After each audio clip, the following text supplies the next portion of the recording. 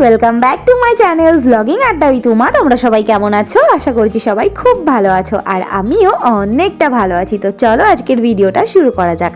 এখন বাজে সকাল 6:30 আর এখনও পর্যন্ত আকাশটা কুয়াশায় পুরো সাদা হয়ে আছে। তবে এই কুয়াশার মধ্যে দিয়েই আজকে আমাকে স্কুটি চালিয়ে যেতে হবে, কারণ আজকে থেকে আমার ডিএলএড-এর এক্সাম শুরু হচ্ছে। আর শুধু আমাকে নয়, আমার সঙ্গে মাকেও এই শাস্তিটা ভোগ করতে হবে, কারণ মাও আমার সঙ্গে যাচ্ছে।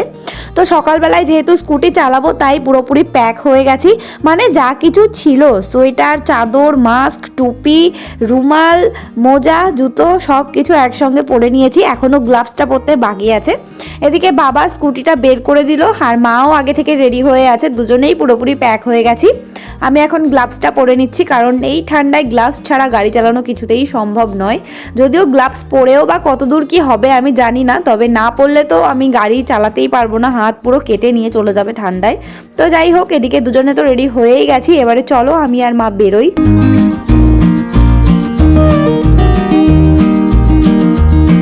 স্টেশনে তো পৌঁছে গেছি, তবে দেখো কুয়াশাতে আমার কি হাল হয়েছে। সামনের চুলগুলো সব ভিজে গেছে, এমনকি চোখের পলকগুলো পর্যন্ত সব সাদা হয়ে গেছিলো।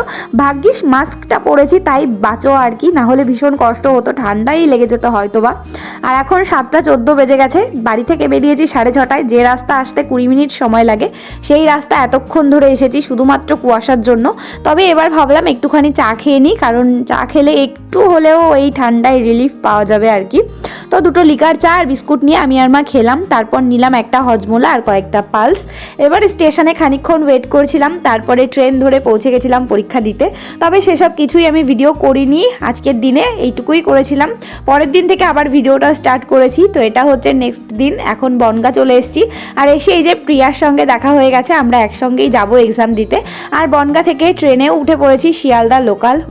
আর ট্রেনে উঠে একটা সিট নিয়ে বসেও পড়েছিলাম। আর এখন পৌঁছে গেছি সেই স্কুলটার কাছেই যেখানে আমাদের সিট পড়েছে, মধ্যম গ্রামে। আর এসে সব বন্ধুদের সঙ্গেও দেখা হয়ে গেছে, তারপরে টিফিনটাও সেরে ফেলেছি। এখন ওই 11:30 মতো প্রায় বেজেই গেছে, 12টা থেকে এক্সাম শুরু। তাই আমরা সবাই গুটি গুটি পায়ে এগোচ্ছি স্কুলের গেটের দিকে, ভেতরে ঢুকবো। কারণ ভাবলাম যেহেতু টাইম হয়েই গেছে, আমাদেরও সব কাজবাজ হয়ে গেছে, খাওয়া দাওয়া কমপ্লিট হয়ে গেছে, ভেতরে গিয়ে রিল্যাক্স করাই ভালো। বাইরে বেকার ঘোরাঘুরি করে লাভ নেই, তাই যাচ্ছি স্কুলের দিকে। আর এসে দেখলাম এখানে বেশ অনেকেই ভিড় করেছে ভেতরে যাওয়ার জন্য।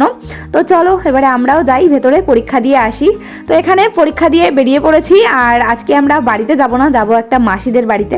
তো এদিকে ওই মাসি আর মা আর আমি সবাই মিলে ওয়েট করছি। মাসির বৌমা মানে আমার বৌদিটাও এখানে পরীক্ষা দিতে এসছে বৌদির জন্য। তার মধ্যে এদিকে প্রিয়াকেও বাই বাই করে দিলাম, কারণ ও বাড়ি চলে যাচ্ছে, আমি আর আজকে ওর সঙ্গে যাচ্ছি না, আগেই বললাম। তো এদিকে খানিকক্ষণ ওয়েট করলাম, তার মধ্যেই দেখলাম যে বৌদিও আমাদের চলে এসেছে। তো এবারে চলো যাওয়া যাক মাসির বাড়িতে। আসলে মাসি না যবে থেকে পরীক্ষা শুরু হয়েছে সেদিন থেকেই আমাদেরকে অনেক করে বলছিল যাওয়ার জন্য, তবে ওই আমাদের সময় হচ্ছিল না, তাই যাওয়া হচ্ছিল না। তবে আজকে যেহেতু এক্সামটা শেষ হয়ে গেছে, তাই জন্য ভাবলাম যে আজকে যাওয়াই যাক। তো এই যে বেরিয়ে পড়েছি আমরা। আর মাসি বাড়ি পৌঁছে একবার টিফিন করেই ফেলেছি, তারপরে আবার মাসি রান্নাঘরে ঢুকে পড়েছে রান্না বান্না করতে। এদিকে করছে চিকেন, আর একদিকে ডাল হচ্ছে, আর এর আগে কিছু ভাজা টাজা করে রেখেছে অলরেডি। আর এখানে মা আর মাসি দুজনে মিলে গল্প করছে। আসলে অনেক দিন পর দুই বোনের দেখা হয়েছে, তো এখানে গল্প করছে, সেই সাথে দুজনে মিলে কাজবাজ করছে। আমার আর কোনো কাজ নেই, আমি বসে বসেই আছি। তো এখন রান্না বান্না কমপ্লিট হয়ে গেছে মাসির। এবারে মাসি বিছানাটা রেডি করে দিচ্ছে, কারণ যেহেতু ভীষণ ঠান্ডা পড়েছে, এখন খেতে যাব, আর খাওয়া দাওয়া করে তো বসে থাকা সম্ভব নয়, আগেই ঘুমোতে ইচ্ছে করবে, তাই জন্য আগে থেকে বিছানাটা রেডি করে রেখে আসলো। তারপরে আমরা চলে এসেছি খাওয়া দাওয়া করতে। এবারে সবাই মিলে একটু খাওয়া দাওয়া করে নেব।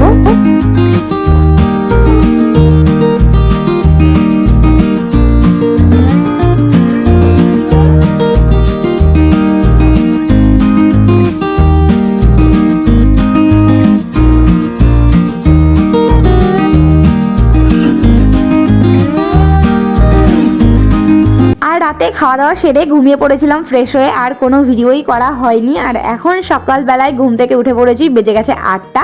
আর উঠে আমি কিছুটা রেডি হয়ে নিয়েছি, আর বাকিটা এখন রেডি হব, কারণ একটু পরেই আমরা বেরোবো।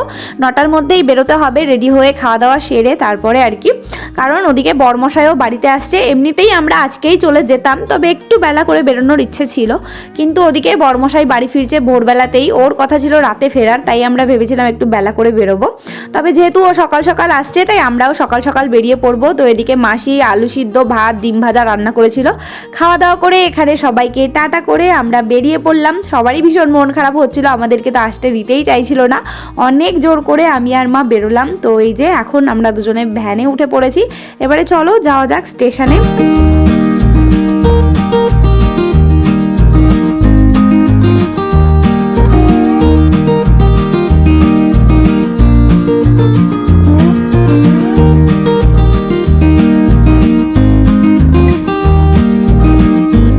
আমরা এখন পৌঁছে গেছি মসলন্দপুর স্টেশনে। এখান থেকেই ট্রেন ধরবো, বনগাঁ যাবো আর কি।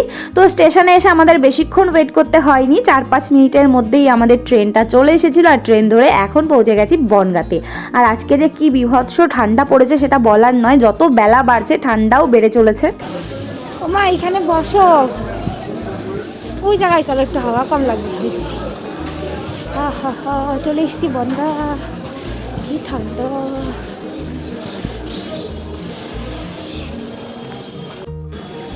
বসো।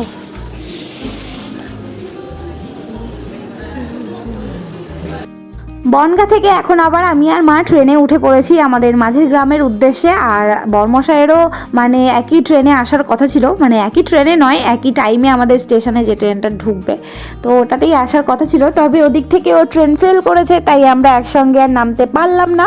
তো এখানে আমি আর মা 1 ঘন্টা আগে পৌঁছে গেছি, তাই ভাবলাম এই 1 ঘন্টা কি করে কাটাবো। তো এদিকে আমরা চলে গেলাম দোকানে কিছু কেনাকাটা করতে। আগে গেছিলাম মুদিখানা দোকানে, এখান থেকে কিছু প্রয়োজনীয় জিনিস ছিল সেগুলো নিলাম। তারপরে রিমার জন্য একটা ড্রেস নিলাম, কসমেটিক্সের দোকানে গেলাম, অনেক কিছু কাজ সেরে ফেলেছি। তার মধ্যেই 1 ঘন্টা কোথা দিয়ে পাস হয়ে গেছে জানি না। এদিকে দেখলাম বর্মশাইয়ের ট্রেন ঢুকে গেছে, ও চলে এলো। এবারে চলো বাড়ির দিকে যাওয়া যাক।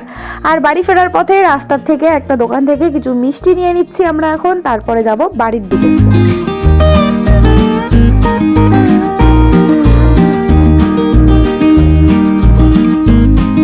মিষ্টি নেওয়া কমপ্লিট করে তারপরে বাড়িতে এসে খাওয়া দাওয়া করে ফ্রেশ হয়ে চলে গেছিলাম একটু মাঠে ঘোরাঘুরি করতে। আমাদের ফুল ক্ষেত দেখতে গেছিলাম, রিমা বলেছিল অনেক সুন্দর ফুল হয়েছে। তো দেখো ফুল ক্ষেতটা পরের ভ্লগে তোমাদেরকে আরও ভালো করে দেখাবো। তো যাই হোক, এখান থেকে বাড়িতে এসে এখন বসে পড়েছি আমি রান্না করতে। আর আজকে না উনুনে রান্না করছিলাম খিচুড়ি। উনুনে আমি খুব একটা রান্না করতে পারি না, তবে ওই আর কি আজকে একটু চেষ্টা করছিলাম।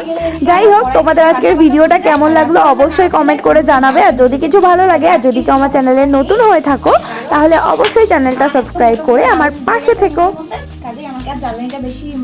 তো এদিকে তো আমার খিচুড়ি রান্না প্রায় কমপ্লিট হয়েই গেছে। তাহলে ভিডিওটা আজকে এখানেই শেষ করছি। তোমাদের সঙ্গে দেখা হবে নেক্সট ভিডিওতে। ততক্ষণ সবাই খুব ভালো থেকো, আনন্দে থেকো, সুস্থ থেকো। Bye bye.